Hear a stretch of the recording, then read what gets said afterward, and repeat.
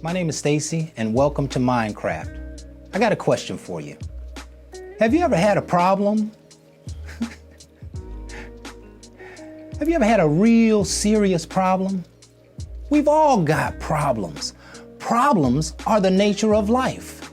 But oftentimes we haven't had a system or a methodology to solve those problems. I want to encourage you today to begin to solve those problems in your mind's eye first. That means I want you to think through the problem being solved, and in your mind's eye, I want you to see the problem resolved. What are the benefits to that problem being resolved? You have more freedom, less stress, more money, more time. There's so many benefits, but if you never entertain those benefits in your consciousness, you'll almost never attract them as your reality. The consciousness is your way, your thinking is your way to solve your problems.